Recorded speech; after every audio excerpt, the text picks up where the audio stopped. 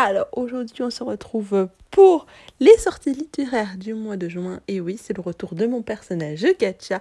Et je pense que je ferai ça pour toutes les sorties littéraires. J'utiliserai mon personnage Gacha pour en parler. Je trouve ça beaucoup plus simple de faire une voix off derrière. Magnifique. Nous allons commencer du coup avec le premier livre qui me tente. Il y en a peu pour juin, mais il y en a quand même. Un parfum de chaos, le tome 1. Alors, mon niveau de stress est au plus haut. Je n'arrive pas à dormir et ces derniers temps, mes journées sont un joyeux bazar. Mon ex-femme et son mari numéro 2 tournent en Pologne pendant 3 mois. Je ne me vois donc de refuser mes rôles dans mes films pour me concentrer sur le rôle le plus important de ma vie, celui de jeune père célibataire, au charme impossible et qui fait de son mieux. Voilà, juste déjà, voilà. Non, mais j'ai pas besoin de grand-chose. Une romance un peu niaise avec des histoires. Ça, vraiment, juste ce résumé est bien écrit. Alors, je n'imagine pas l'intérieur. J'ai hâte, j'ai envie de le lire. Voilà, il y aura beaucoup de romances pour le mois de juin. Mais ils ont sorti majoritairement que ça. Et c'est ce qui m'intéresse. Bref. Donc, j'ai pris ce que moi, il m'intéresse. Bien sûr, si vous êtes intéressé par d'autres choses, c'est normal. Hein. Deuxième livre qui m'intéresse, qui est aussi une romance.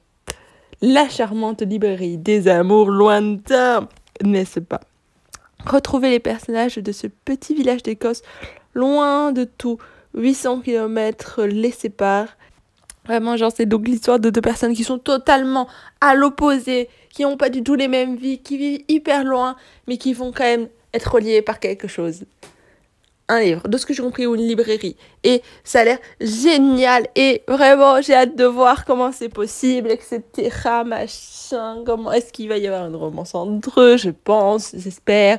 Voilà, trop hâte. Nous allons ensuite parler de Cœur de ferraille tome 2. Parce que oui, le tome 2 sort. Et le 2 juin. Donc, trop hâte. Et j'avais lu le tome 1 et de quoi ça parle? C'est une sorte de dystopie où il y a des robots qui arrivent et forcément nous avons des problématiques assez connues dans les dystopies de robots et nous avons aussi des enfants, donc des problématiques avec des dystopies où il y a des enfants.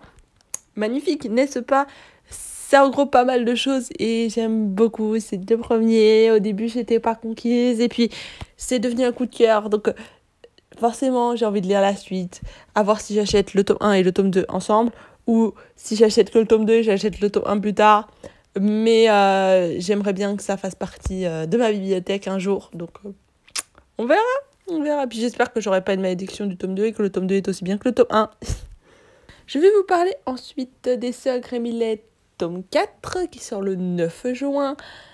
Et j'avoue que je n'ai lu que le tome 1, mais que j'ai adoré le tome 1 et que j'ai pas encore lu la suite parce que à chaque fois, je me dis non mais j'achèterai la prochaine fois et la prochaine fois ne vient jamais. Mais un jour j'achèterai la suite et forcément que je m'achèterai le tome 4, donc je vous en parle. Et de quoi parlent les Sœurs Grémillet? C'est l'histoire de 3 sœurs qui ont des caractères très différents, mais qui ensemble ça fait une très jolie alchimie. Et puis il leur arrive plein de petites choses et c'est très marrant, vraiment. Il y a des fois un peu d'énigmes, de mystères et vraiment c'est ce que j'aime bien, donc j'ai hâte de voir la suite.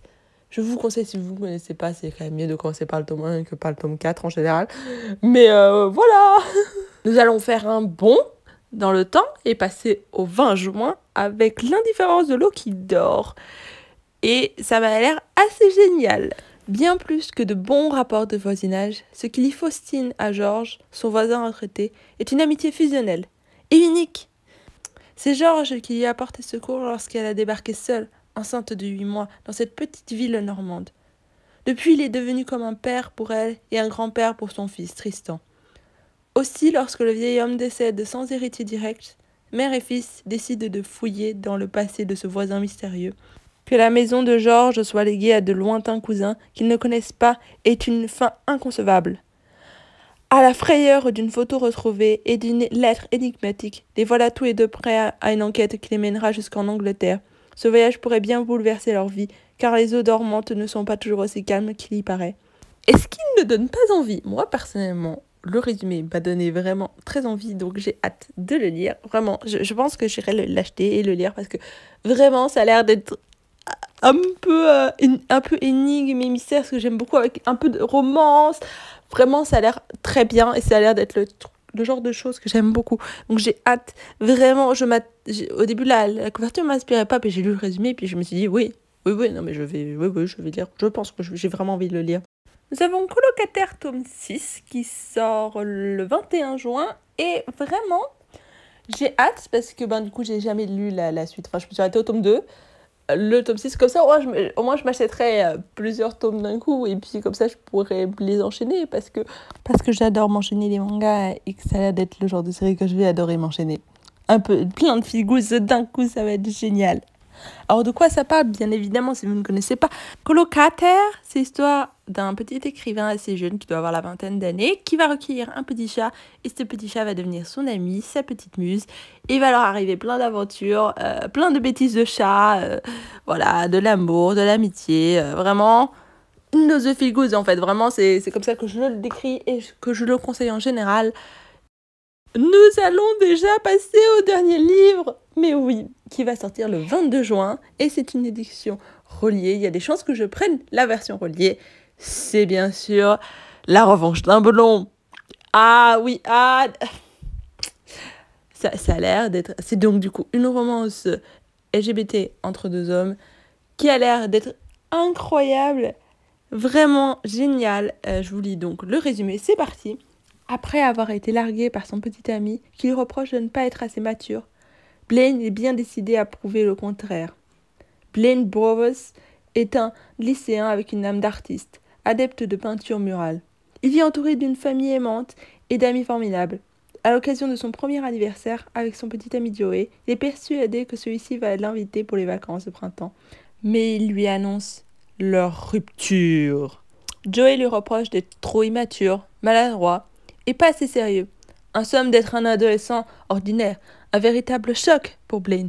D'autant que Joey s'affiche rapidement avec son nouveau copain, Zach. Blaine décide alors de devenir tout ce que son ex lui reproche de ne pas être, de lui prouver qu'il peut être sérieux. Il entreprend alors de brigader la présidence du conseil des élèves face à son rival Zach dans l'espoir de reconquérir Joey. Va-t-il y arriver? Ne va-t-il pas y arriver? Ça a l'air d'être génial, franchement. Est-ce que ça a fait penser légèrement à La Revanche d'une Blonde? Oui? Si c'est si génial que La Revanche d'une Blonde, ça va être génial, n'est-ce pas? Oui? Donc, je vous le conseille, n'est-ce pas? Allez-y, il a l'air génial. Ah, moi, je suis trop conquise. Moi, sur ce, je vais vous laisser. Je trouve que cette vidéo dure juste ce qu'il faut. Je suis trop contente. Donc, je vous laisse et je vous dis à bientôt pour de prochaines vidéos.